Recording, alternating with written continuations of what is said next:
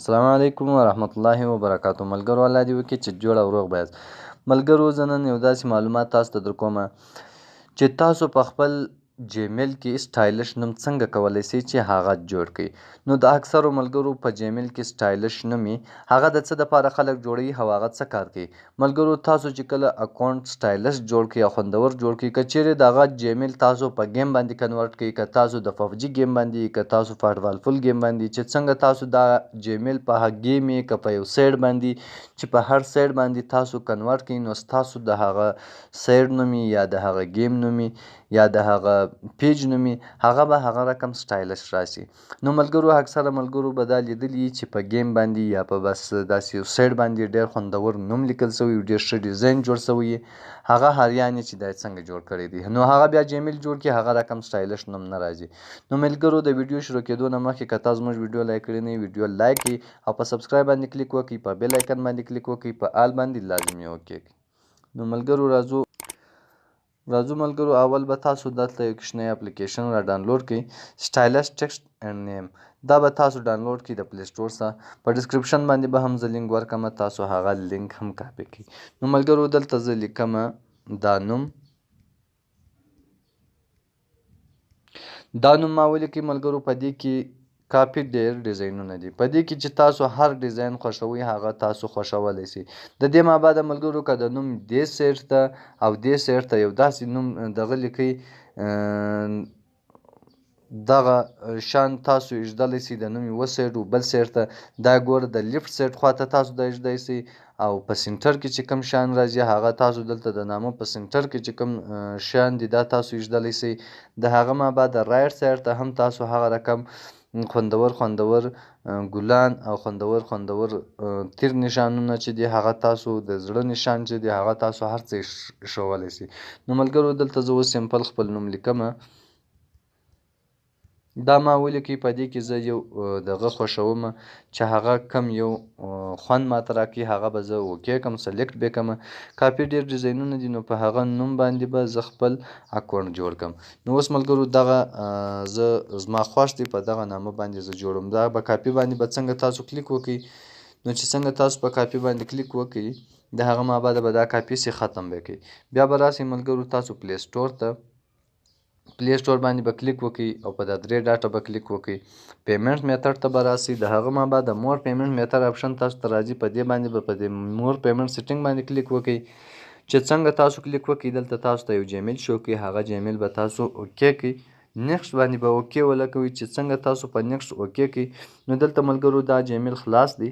نو په دا جیمیل باندې به څنګه تاسو کلیک وکړئ، دلته اخري کې تاسو ته لیکلي دی یوز انادر اکاونټ، نو تاسو به په یوز انادر اکاونټ باندې کلیک وکړئ. کریټ اکاونټ باندې به بیا کلیک وکړئ، بیا به فار مای سیلف باندې کلیک وکړئ. چې څنګه تاسو کلیک وکړئ هغه نوم چې تاسو هلته لیکلی دی هغه به دلته تاسو پیسټ کړئ. نو دلته به لاست نوم تاسو هر شی ورکوئ هغه ورکړئ. لاست نوم به هم زه حمید خالي ورکړم. او دلته ملګرو شارټ چې کوم تاسو دغه جوړوئ چې ډېر مختصر او ډېر اسانه وي هغه به دلته تاسو ایچ یو یا ډبل ایچ یو به ولیکئ. تاسو به 8877 داسې یو نوم ولیکئ چې هغه ډېر اسان وي، بیا تاسو په اسانۍ سره خلاص کړئ. دلته به ملګرو پاسورډ چې کله تاسو ورکوئ نو اول توری چې دی هغه به په غټه ای بي سي، نور که تاسو هر رقم پاسورډ د خپلې خوښې ورکوئ، خو پاسورډ ملګرو تر 8 تورو به کم نه وي، زیات کار څونه و مشکل نشته. نو دا ملګرو دا به بیرته تاسو کاپي کړئ، لاندې به په کنفرم کې پیسټ کړئ، بیا به نیکسټ کړئ. نو چې څنګه تاسو په نیکسټ باندې کلیک وکړئ نو دلته به تاسو ته که چیرې دا صحیح نه وي ایرر به راوړي، بیا به تاسو یو توری خراب کړئ بل توری به ورکړئ، یا به په دغه 777 به ولیکئ یو توری به ور اضافه کړئ، نو دا به بالکل صحیح شي. نیکسټ باندې چې څنګه تاسو کلیک وکړئ نو ملګرو دلته ګوره د خپل نوم موږ ته راوښوئ چې ډبل ایچ 87 16 833 په دغه نامه باندې تاسو جیمیل جوړولی شئ. شارټ جیمیل دی یعنې د اسانه دی، هغه تاسو په خپل ایمیل بیا ډېر اسانه خلاصولی شئ. نو نیکسټ باندې به څنګه تاسو کلیک وکړئ د هغه مابعد ملګرو تاسو ته داسې انټرفیس راځي، تاسو به خپل فون نمبر ورکړئ. تاسو خپل د فون نمبر چې څنګه ورکړئ بیا به په نیکسټ باندې کلیک وکړئ. چې څنګه تاسو په نیکسټ باندې کلیک وکړئ نو دلته ملګرو تاسو ته هغه ویریفای کوډ راځي، هغه ویریفای کوډ به دلته درج کړئ. ملګرو دغه کوډ موږ ته رالی ویریفیکیشن کوډ دی، دا به موږ ویریفای باندې کلیک وکړو. نو ملګرو دا به اوکې سي.